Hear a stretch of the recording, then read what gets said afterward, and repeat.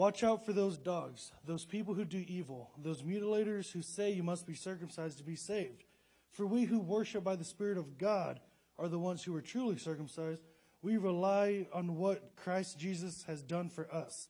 We put no confidence in human effort, though I could have confidence in my own effort if anyone could.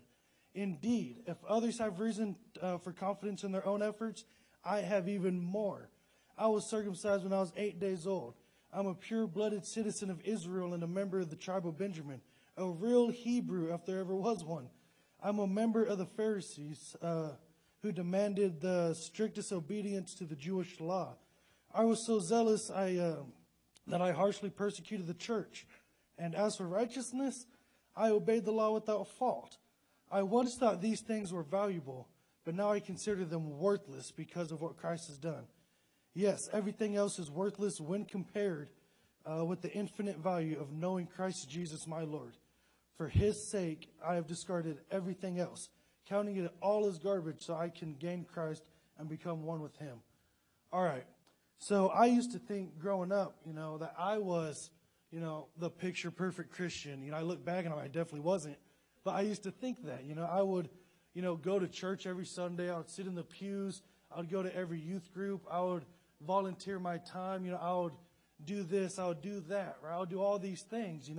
My uncle was a pastor. How much more Christian can you get? Right? So I was like, okay, I'm good. My actions, I'm doing the right things. I'm doing this, I'm doing that, I'm doing that. And I did everything that people expected Christians to do at that time. But then verse 5, starting at verse 5, Paul tells us, he goes, look, no, if there's any picture perfect, it would have been me, because I was all these things, I was a pure citizen of Israel. I demanded the strictest law. I persecuted people of the church for doing wrong. And just as for righteousness, I obeyed the law without fault, right? That's what Paul was saying. But I used to think that these little things are what's going to save me. Coming to church on Sundays every single week will make up for what I was doing wrong throughout the week. That's what I used to think.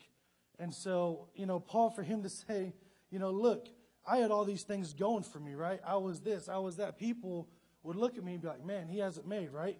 I was all these things. And then in verse 7, it kind of hit me.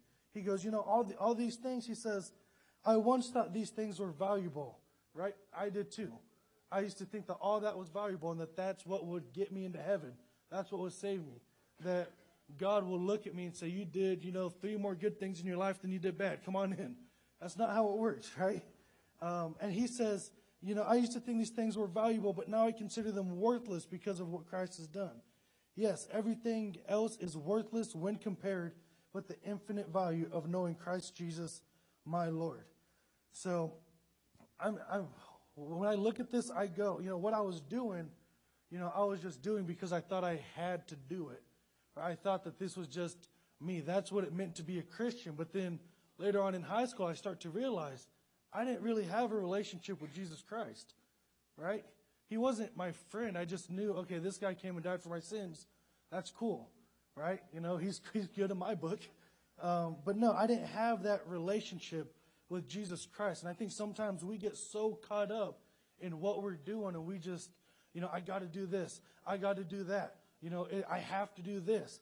The only thing you really have to do is love God and have a relationship with Jesus. And, that's the only thing that should matter to us is our relationship with Jesus Christ. Thank you, guys.